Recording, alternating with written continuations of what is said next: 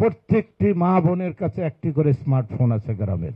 তারা এটা আজকে সারা পৃথিবীর সব কিছু তাদের চোখের সামনে ভেসে আসে মা বোনরা। অতএব মায়েদের ভোটে বেগম খালেদা জিয়া 91 সালে প্রধানমন্ত্রী হয়েছিলেন। আজকে 2026 সালের ফেব্রুয়ারি মাসের ভোটে আজকের এই মা বোনদের ভোটে ধানের শীষকে তারা জয়লাভ করবেন, যে এই ভোটের মাধ্যমে ইনশাল্লাহ বেগম খালেদা জিয়া বেঁচে থাকবেন। বেগম খালেদা জিয়া বাংলাদেশের রাষ্ট্রপতি হবেন, তারেক রহমান প্রধানমন্ত্রী হবেন। এটাই হলো আগামী দিনের বাংলাদেশ। এর বাইরে যদি কিছু হয় এই বাংলাদেশ থাকবে না। আজকে উগ্র ধর্ম অন্ধকারীদের হাত থেকে বাংলাদেশকে রক্ষা করতে হবে। যারা বাংলাদেশকে আফগানিস্তান বানাতে চান, যারা বাংলাদেশকে সিরিয়া বানাতে চান, যারা বাংলাদেশকে ইরাক বানাতে চান, বাংলাদেশের তাদের হাত থেকে বাংলাদেশকে রক্ষা করতে হবে। বাংলাদেশের সকল হাক্কানি আলেম সমাজ তারা আজকে এদের বিরুদ্ধে বক্তব্য দিচ্ছেন, পীর মাশায়েখরা বক্তব্য দিচ্ছেন।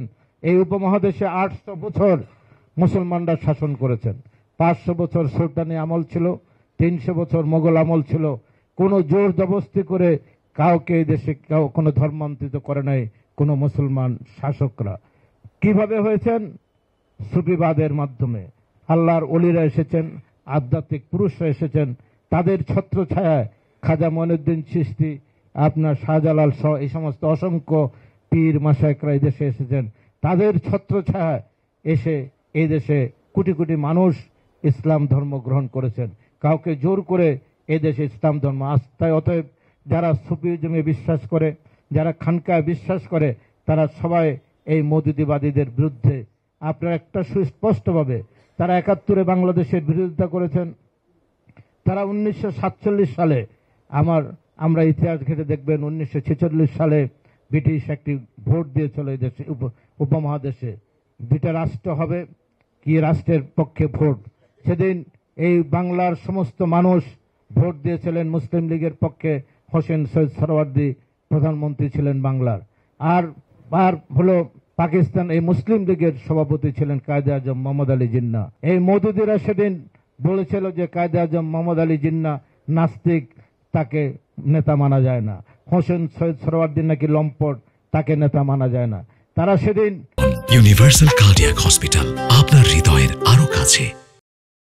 মহাত্মা গান্ধীর সাথে হাত মিলিয়ে অবিভক্ত ভারতের পক্ষে ভোট দিয়েছিলেন। সেই জন্য পাকিস্তানের 3টি জেলা, পূর্ব পাকিস্তানের 3টি জেলা ভারতের অংশ হয়েছেন, 6টি আসন। তারা সেদিন ভোট দিয়েছেন অবিভক্ত ভারতের পক্ষে। সেদিনও তারা পাকিস্তানের পক্ষে ছিল না, কখনো জনগণের পক্ষে এই জামাত ইসলাম মওদুদিরা ছিল না। 71 সালেও তারা বাংলাদেশের জনগণের পক্ষে ছিল না। 86 সালেও তারা স্বৈরাচার হোসেন মোহাম্মদ এরশাদের পক্ষ নিয়েছেন। 96 সালে তারা ফ্যাসিস্ট আওয়ামী লীগকে পুনরুজ্জীবিত করার জন্য শেখ হাসিনাকে প্রধানমন্ত্রীর পদে বসিয়েছেন।